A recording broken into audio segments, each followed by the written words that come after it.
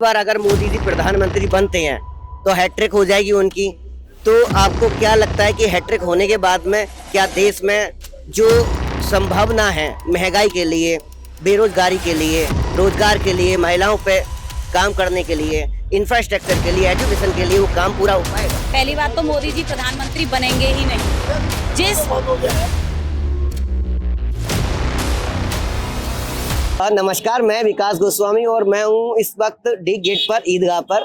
और आज मीठी ईद है और हमारे साथ में पूर्व विधायक, 4 बार के विधायक प्रदीप माथुर जी, महानगर अध्यक्ष ऋतु गोयल जी हमारे साथ में, और चुनाव के उम्मीदवार कांग्रेस के प्रत्याशी मुकेश धनखड़ जी साथ में है। और आप लोगों का स्वागत है। ईद पर आप क्या कहना चाहते हैं लोगों से? सर विधायक जी, ईद दिलों को मिलाने वाला त्योहार है, हिंदू मुस्लिम एकता का त्योहार है और सेवैयां खाने का त्योहार है। और इसमें आपने देखा कि इंडिया अलायंस के हमारे कैंडिडेट मुकेश धनखड़ के साथ सभी पार्टनर्स खड़े हुए हैं। खासतौर से समाजवादी पार्टी के बड़े नेताओं में और उनके कार्यकर्ताओं में जबरदस्त जोश है। सभी लोग इस फिरका परस्त ताकतों को हटाना चाहते हैं, मथुरा से हटाना चाहते हैं, प्रदेश से हटाना चाहते हैं और देश से हटाना चाहते हैं।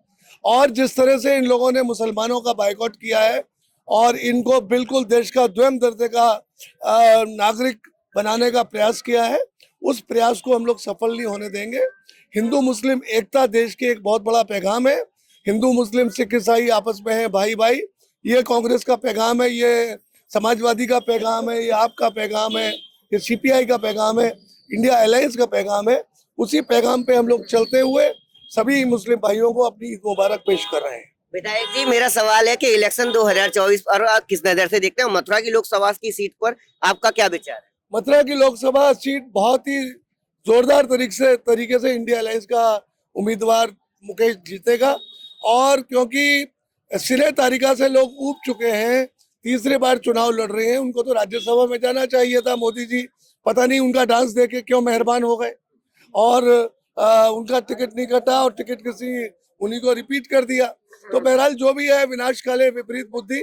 मथुरा के लोगों को 24/7 का जनप्रतिनिधि चाहिए जो उनके सुख दुख में काम आए। और इसी तरह यहाँ का नाकारा एमएलए, वो तो नजर ही नहीं आता, वो तो बूढ़ा दिखने लगा है, उसके बाल सफेद हो गए। अचानक परिवर्तन आया है, इतना बड़ा जोर का झटका धीरे से लगा है। या तो मोदी जी ने दिया है, अमित शाह ने दिया है, योगी ने दिया है कि उसके बाल अचानक सफेद हो। तो स्थिति क्या है, वो लोग यहाँ कहीं नजर नहीं आएंगे क्योंकि फिरका परस्त ताकतों के वो अंग है। इसलिए हमें अपने उम्मीदवार को भारी बहुमत से जिताना है और सबको एकजुट होके आने वाली 26 तारीख को इनको पार्लियामेंट में पहुंचाना है। हम इस नौजवान को व्यक्तिगत रूप से जानते हैं, बहुत ही होशियार, बहुत ही कैपेबल और सबसे ज्यादा पढ़ा लिखा उम्मीदवार है ये। और ये सारे दांव पे जानता है क्योंकि हमारे साथ रहा है, तो उठा पड़े बजा दो विधायक जी के लिए। तो इसलिए ऐसा हमें जनप्रतिनिधि चाहिए जो कि मथुरा की सेवा कर सके, मथुरा का विकास कर सके। मथुरा विकास में पिछड़ चुका है, ये खाली हिंदू मुस्लिम करते हैं, मंदिर मस्जिद करते हैं। इनके विधायक और सांसद ने एक काम नहीं कराया और एक ब्रज तीर्थ विकास ट्रस्ट बना दिया है जिसमें इन एमपी और एमएलए का कोई योगदान नहीं है, उसे एक आईपीएस अधिकारी चलाते हैं।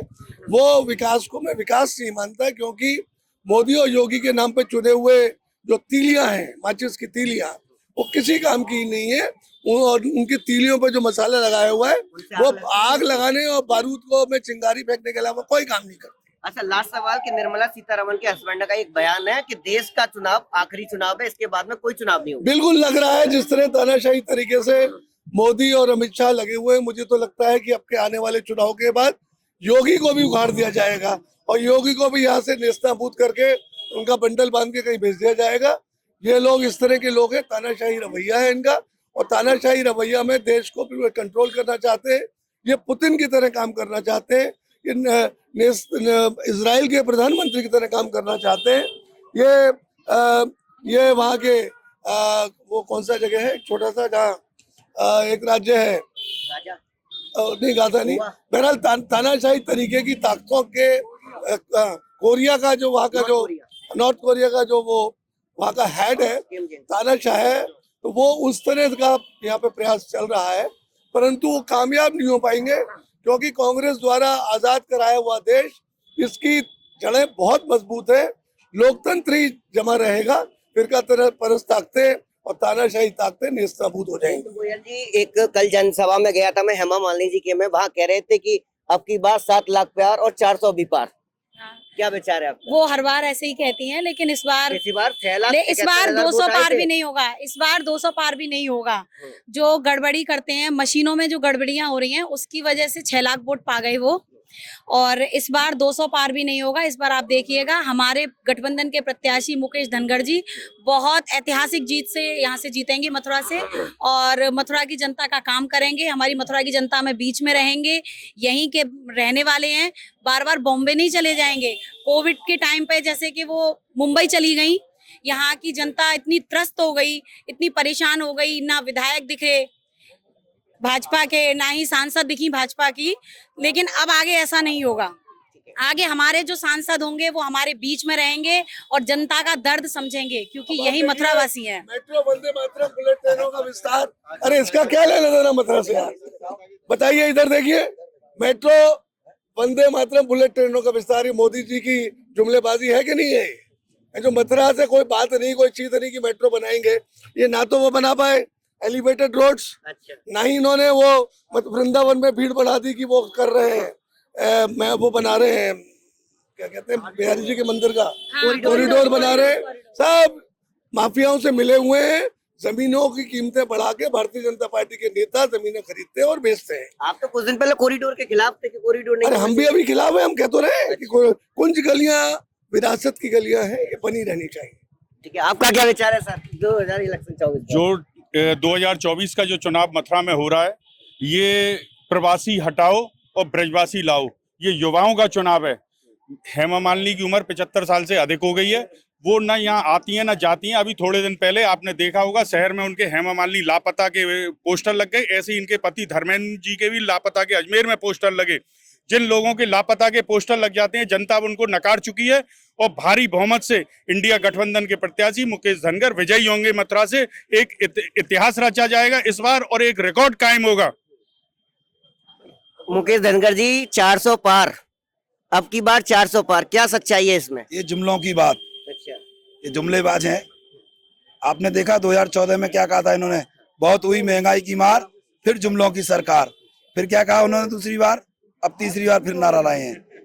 देश की जनता जान चुकी है, समझ चुकी है, ये इनके ऊंट के मुंह में जीरे की तरह इनकी 100 भी पार नहीं हो पाएंगी। मैडम लास्ट सवाल आपसे कि तीसरी बार अगर मोदी जी प्रधानमंत्री बनते हैं तो हैट्रिक हो जाएगी उनकी, तो आपको क्या लगता है कि हैट्रिक होने के बाद में क्या देश में जो संभावना है महंगाई के लिए, बेरोजगारी के लिए, रोजगार के लिए, महिलाओं पे काम करने के लिए, इंफ्रास्ट्रक्चर के लिए, एजुकेशन के लिए, वो काम पूरा हो पाएगा? पहली बात तो मोदी जी प्रधानमंत्री बनेंगे ही नहीं। जिस तरीके से उन्होंने झूठ बोला है, उस तरीके से मैं आपको बता दूं, आज आप मेरी बात नोट कर लीजिए, मोदी जी प्रधानमंत्री नहीं बनेंगे। इंडिया गठबंधन की सरकार बनेगी और इंडिया गठबंधन के ही प्रधानमंत्री होंगे। प्रधानमंत्री बनेंगे? ये हाईकमान का फैसला होगा, ये बाद में तय होगा, ये शीर्ष नेतृत्व का फैसला है ये। ठीक है, इसमें हम कुछ नहीं कहेंगे।